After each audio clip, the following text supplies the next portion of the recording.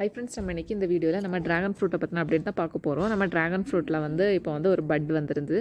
So நான் ஒரு long video போட்டிருந்தேன், ஷார்ட்ஸ் போட்டிருந்தேன். நான் நட்ட செடியிலே ஒஸ்ட்டான செடி இந்த ட்ராகன் ஃப்ரூட் செடி தான் அப்படின்னு சொல்லிட்டு அப்லோட் பண்ணியிருந்தேன். ஸோ இப்போ பார்த்தீங்கன்னா அது பெஸ்ட்டு, நான் தான் பெஸ்ட்டுன்னு சொல்லி காமிக்கிறதுக்காக அதில் வந்து ஒரு மொட்டு வந்துருச்சு. இப்போ இந்த மொட்டு வந்து பூ வத்து விரிஞ்சாச்சு. ஸோ அதை பற்றின வீடியோ தான் இதில் பார்க்க போகிறீங்க. ஸோ நான் வந்து ஸ்டார்டிங் ஸ்டேஜில் இது எப்படி இருக்கும் அப்படின்னு சொல்லிட்டு நான் பார்க்கவே இல்லை. ஏன்னா எனக்கு கொஞ்சம் உடம்பு சரியில்லை, ஸோ அதை பார்க்க முடியலை. அது கொஞ்சம் பெருசாக வளர்ந்த பிறகு தான் எனக்கு பார்க்க முடிஞ்சிச்சு. ஸோ இப்போ அதை பார்த்தீங்கன்னா கிட்டத்தட்ட 1 வீக்குக்குள்ளே அது சூப்பராகிட்டு பெரிய பூவை விரிஞ்சு வந்துருச்சு. ஒரு 1.5 வாரம் இருக்கும். ஸோ இப்போ பார்த்தீங்கன்னா நம்ம பூ வந்து சூப்பராக விரிஞ்சிருச்சு. பார்த்தீங்களா, அந்த மொட்டு நல்லா பெருசாக இருக்குது, பூ பெருசாக இருக்குது. இதே மாதிரி காயும் கொஞ்சம் பெருசாக இருந்துச்சுன்னா நல்லாயிருக்கும்.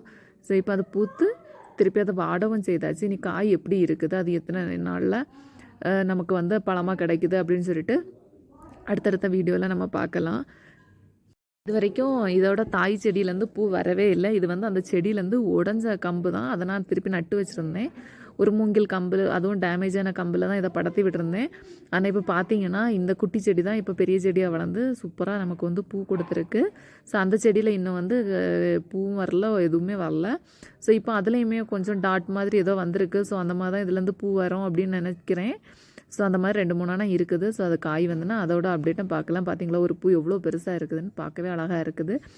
ஒயிட்டில் வந்து எல்லோ கலர் ஷேடு, அது மட்டும் இல்லாமல் பார்க்கவே செம்மையாக இருக்குது. இது பூத்ததுமே இதில் பயங்கர நிறைய தேனீக்கள் எல்லாமே வந்திருக்கு. தேனீக்கள் பூச்சிகள் எல்லாமே வந்திருக்கு. ஸோ எனக்கு செம்ம ஹாப்பி இந்த பூவை பார்த்ததுக்கு. நம்ம ஒரு கையை விட நல்ல பெரிய பூவை பூத்துருக்கு. ஸோ இது காய் வந்ததுக்கப்புறமா இதை எப்படி ஹார்வெஸ்ட் பண்ணேன் அப்படின்னு சொல்லிட்டோம்.